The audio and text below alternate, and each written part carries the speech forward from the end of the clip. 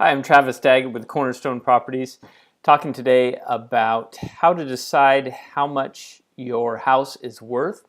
Specifically, we'll talk about Zillow, but there are a lot of other online value indicators that can give you some input on how much your house is worth.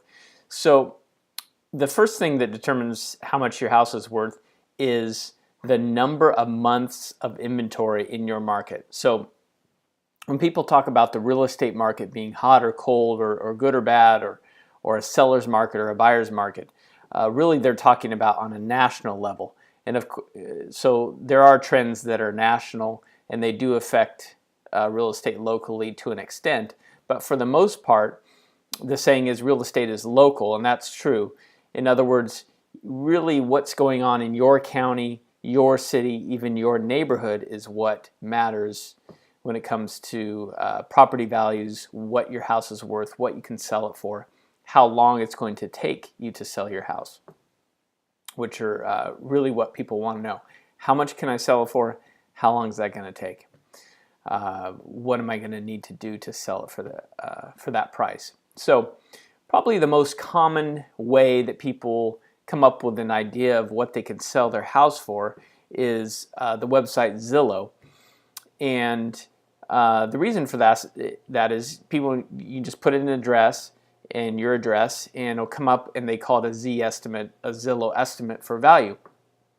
Now, the thing to keep in mind for how they come up with that value is they just take the properties that have sold in your neighborhood within a certain radius of your address, and they take that price and they break it down per square foot, and then they multiply that by the number of square feet your house has, and there's the Z estimate. So let's think of it this way. Let's say a house sold for $200,000 and it was 1,000 square feet.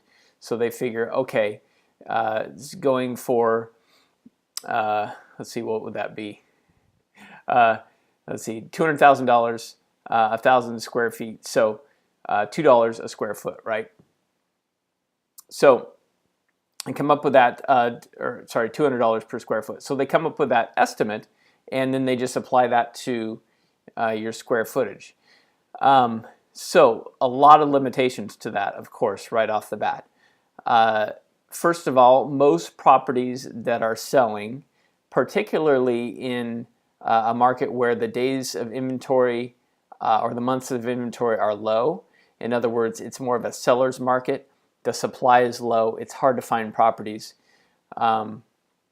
In those types of markets, it's going to be harder to buy and easier to sell. So they're going to take properties that have sold.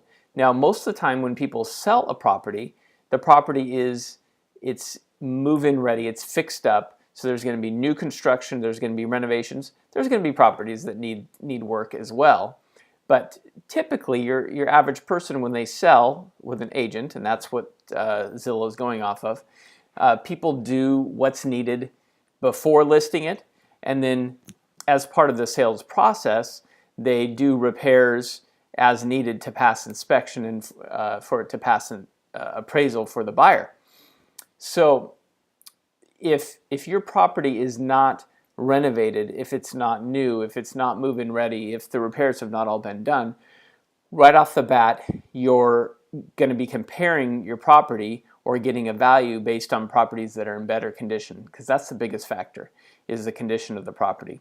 Now, there are all kinds of other factors, because certainly within a, let's say, mile radius, you have properties that are right up against major highways and properties that aren't, that are next to railroad tracks, and properties that aren't, that are next to apartment complexes, all kinds of factors that make a property less valuable or more valuable.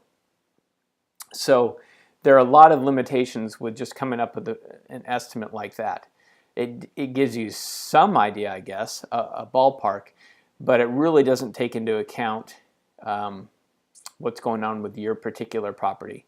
To get a value based on that, it really takes somebody that knows the market, knows what your property will sell for, fully renovated and move-in ready, and what condition it's in now and how much money and time it's going to take to get it from where it is now to where it needs to be to sell it for that eventual price. So that's the difference between if you have a property that's not updated and repaired and renovated, and if you do, selling it.